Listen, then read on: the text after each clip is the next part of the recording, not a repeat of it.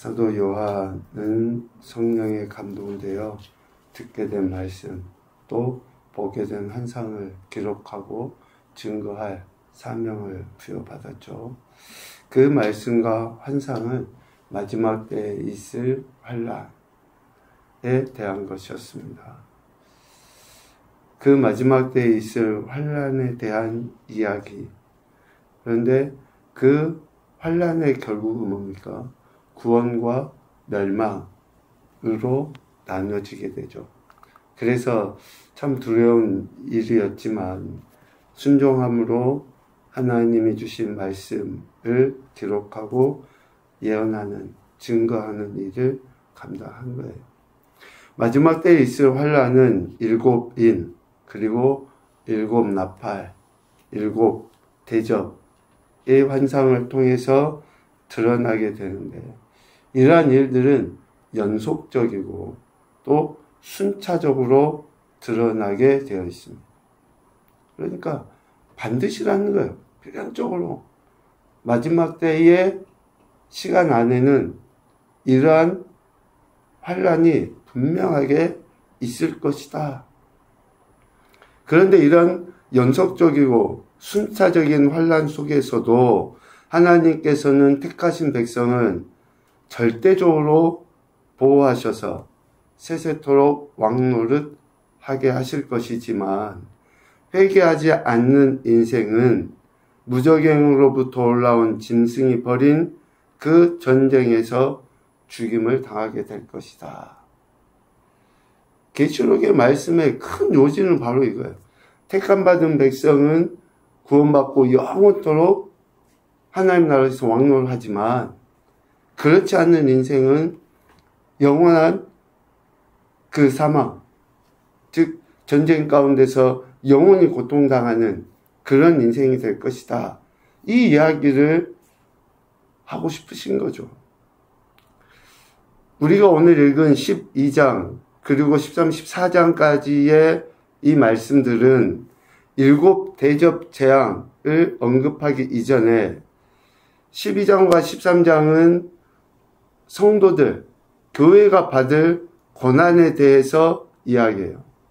오늘도 보면 그러한 그 싸움에 대한 이야기를 하죠. 그리고 14장은 하나님의 공의의 심판에 대해서 이야기를 합니다. 특별히 오늘 12장은 여자와 용이라는 두 존재를 통해서 이러한 싸움에 있을 것이고 일시적인 고통을 당하게 되는 것에 대해서 이야기를 하죠. 이러한 그 싸움 속에서도 하나님은 어때요? 자기 백성을 보호하셔서 실족하지 아니하고 구원에 이르도록 하시는 그 하나님의 역사하심이 있을 것이다 라는 것을 이야기합니다. 계시록의 말씀은 다 우리가 이해하기 정말 쉽진 않아요. 그런데 특별히 12장부터 나와 있는 이런 내용들, 천상의 이야기들이잖아요. 하늘에서의 이런 싸움들. 문자적으로 표현되어 있어서 어쩌면 우리는 지금 이 이야기들을 이 땅의 이야기와 빗대서 이해하려고 하겠지만, 하늘에 있는 이야기들 우리가 어떻게 이해를 할 수 있겠습니까? 12장부터 나와 있는 이러한 하늘에서의 싸움, 이야기들, 참 쉽게 우리가 이해할 수 없는 내용임에는 틀림이 없습니다. 그런데 이러한 이야기들을 통해서 하나님은 지금 이 땅에 사는 성도, 지금 이 땅에 있는 교회들이 앞으로 어떠한 상황 가운데서 또 어떻게 믿음을 지켜야 하는지를 가르쳐 주시고 있다고 할 수 있습니다. 1장부터 11장까지는 교회가 지상에서, 이 땅에서 당하는 그런 고난을 이야기했다 그러면 12장부터 마지막 22장까지는 그 고난의 원인이 어디에 있으며 그 원인이 궁극적으로 어떻게 해결되는지를 보여주려고 하고 있다 라고 이야기를 합니다. 그래서 11장까지는 이적에 대한 이야기가 없어요. 그런데 오늘 본문에도 보듯이 큰 이적이 보여짐으로 인해서 이러한 이적들을 통해서 앞으로 있을 그러한 그 환난, 소위 말하는 이런 영적인 전쟁이 더더욱더 심화될 것이다 라는 것을 표현을 하고 있습니다. 오늘 12장 1절에 보면 한 여자가 나오죠. 한 여자는 성도 혹은 교회를 상징합니다. 하나님의 성전과 제단과 그 안에서 경배하는 자들이라고 했던 11장 1절에 나와 있는 존재의 모습을 상징해요. 하나님께서 측량하게 하셨던 자들, 즉 보호하시고 지키시려 하신 교회와 성도를 뜻합니다. 요한이 본 여자의 모습은 어떻습니까? 해를 옷 입었어요. 그리고 발 아래에는 달이 있고 머리에는 12별의 관을 썼다라고 이야기합니다. 그러니까 해는 영광의 광채이죠. 그리고 발 아래에 달이 있다는 그 말은 교회의 그 권위를 상징해요. 통치성. 그리고 머리에 12관을 썼다라고 하는 것은 교회가 가진, 성도가 가진 왕권을 의미해요. 그러니까 실질적으로 성도와 교회는 어때요? 계시록의 핵심 주제라고 이야기하는 것처럼 세세토록 왕노를 하리라. 그 하는 것이 이미 하나님께서 교회와 성도들에게 주신 특별한 권세라는 것을 이 한 여자의 외적인 모습을 통해, 환상을 통해 본 외적인 모습을 가지고 알 수 있다라는 것이죠. 이 여자가 아이를 베어 해산하게 되매 아파서 애를 쓰며 부르짖었다라고 이야기를 합니다. 그러니까 여기에서 아이는 예수 그리스도 또 혹은 예수 그리스도의 몸된 지체된 교회를 의미해요. 한 여자의 잉태, 해산. 그래서 교회는 이러한 여전한 생명력을 가지고 존재하고 또 성장하고 확대되어져 간다 라는 것을 의미합니다. 교회는 메시아이신 예수 그리스도로 인하여 존재하게 되고 시작이 되었고 예수 그리스도로 인하여 성장되어져 가며 결국 예수 그리스도의 고난에 동참함으로 인해 예수 그리스도의 영광에 참여하게 되는 거예요. 그래서 교회는 세상의 어떤 다른 기관과 달리 그 독특함이 있어요. 그러니까 교회 공동체는 어떤 세상의 동호회 같지 않아요. 이익의 집단과 같지 않습니다. 철저하게 하나님께서 예수 그리스도로 말미암아 세우시고 성장케 하시고 그것도 영원토록 존재케 하시는 그러한 기관이다라는 것을 이야기하죠. 이 한 여자를 대적하는 세력이 3절에 보면 큰 붉은 용이 나옵니다. 이 큰 붉은 용은 9절에 보면 옛뱀, 마귀, 라고 하는 사탄을 지칭하죠. 하나님을 대적하는 세력으로서의 그 존재를 본 거예요. 구약에서는 라합이라고 하기도 하고 리워야단이라고도 표현되어지는 존재입니다. 그 용의 모습이 어떻습니까? 크다, 그리고 붉다 라고 표현해요. 그러니까 크다라는 말을 통해서 사탄의 세력은 우리 인간이 감히 상상조차 할 수 없는 크기예요. 그러니까 부피의 크기이기도 하지만 이제 우린 전 모르니까 부피의 크기이기도 하지만 가장 작은 부피라 할지라도 그 어디에든지 영향력을 미칠 수 있는 크기를 이야기해요. 그러니까 내 마음 안에 점 하나라도 사탄이 찍어버리면 어때요?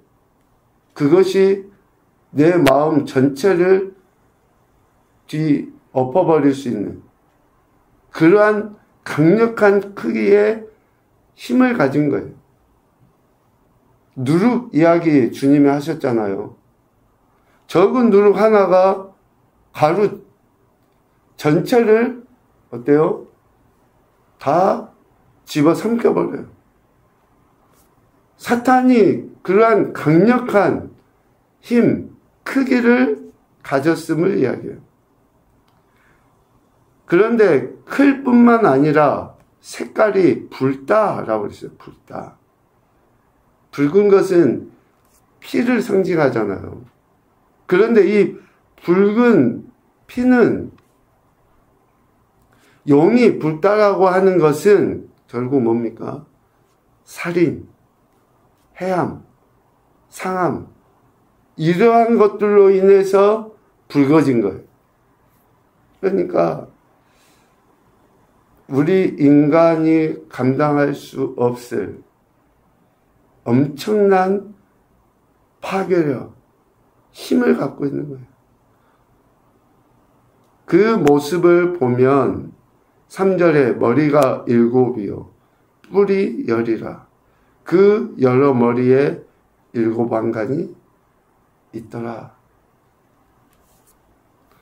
4절에도 보면 그 꼬리가 하늘의 별 3분의 1을 끌어다가 땅에 던지고 여자가 해산하면 그 아이를 삼키고자 하였다.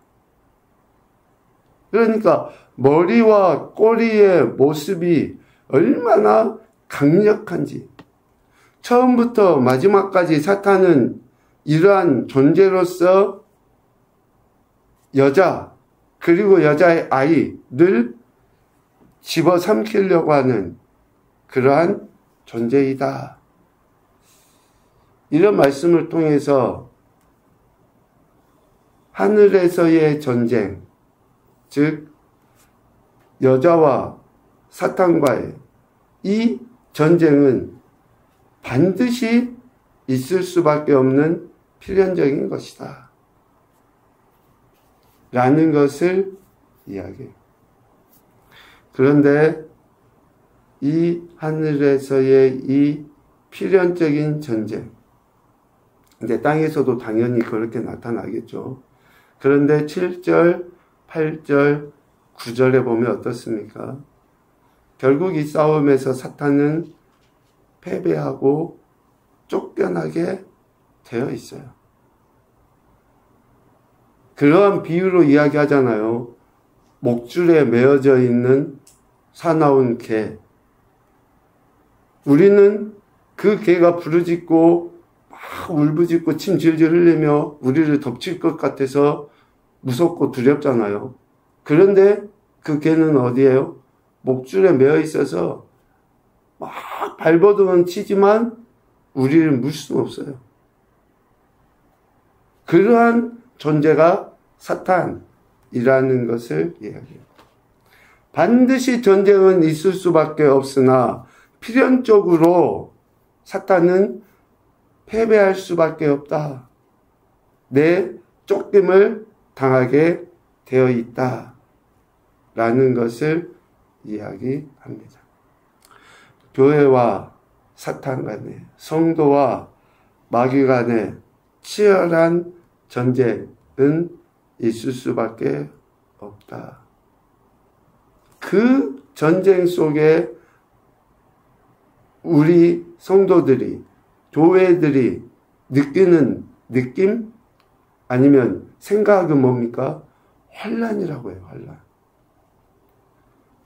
이러한 치열한 싸움 가운데 우리가 느껴지는 그러한 생각이나 감정이나 이러한 피부적으로 다가오는 현실을 환난,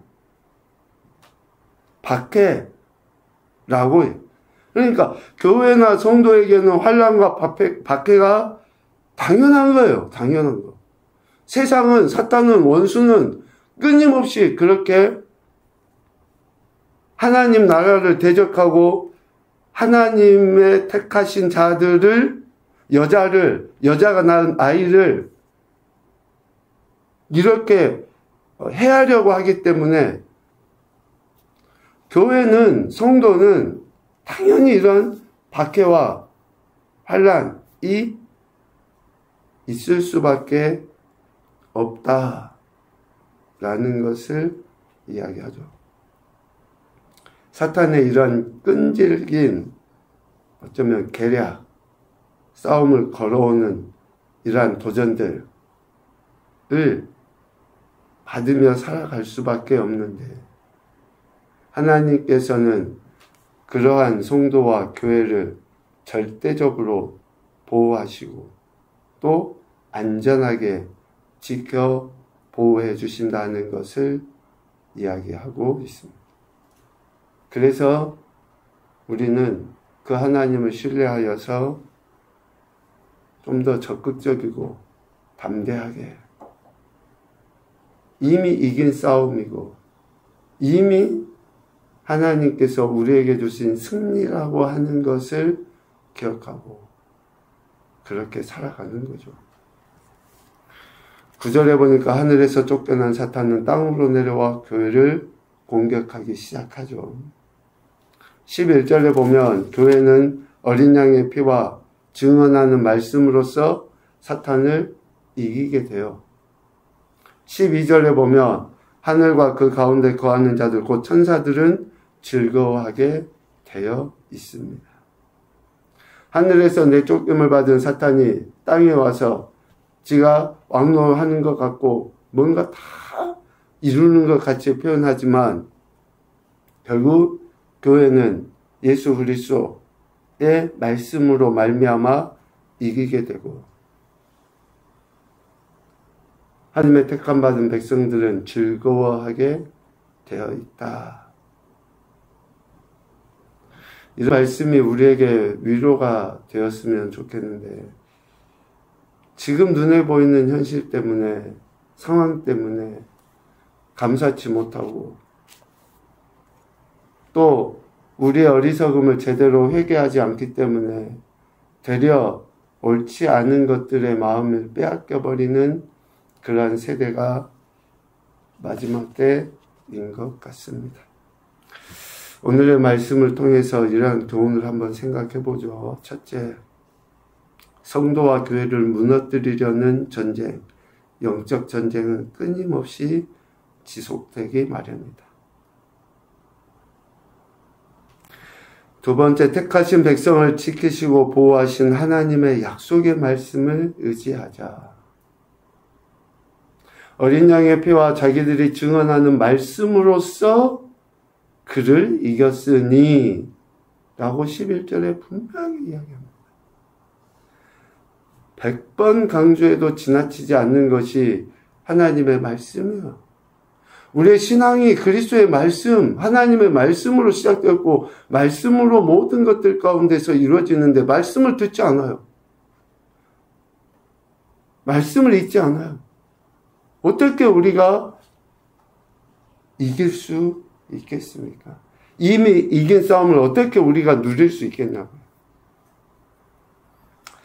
세 번째, 이미 승리케 하신 하나님의 약속, 곧 예수 그리스도의 십자가 구속하심을 끝까지 믿음으로 고백하자.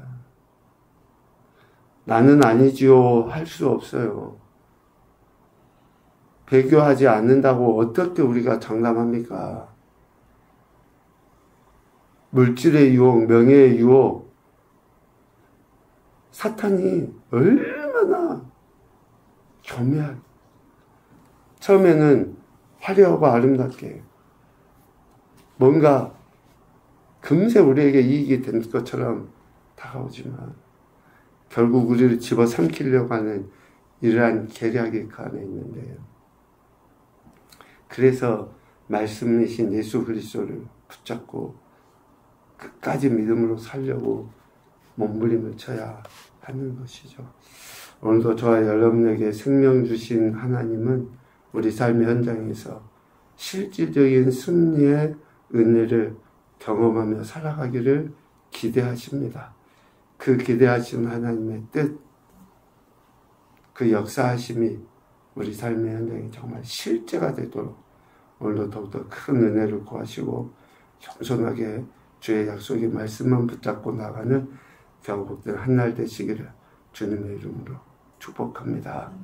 아멘.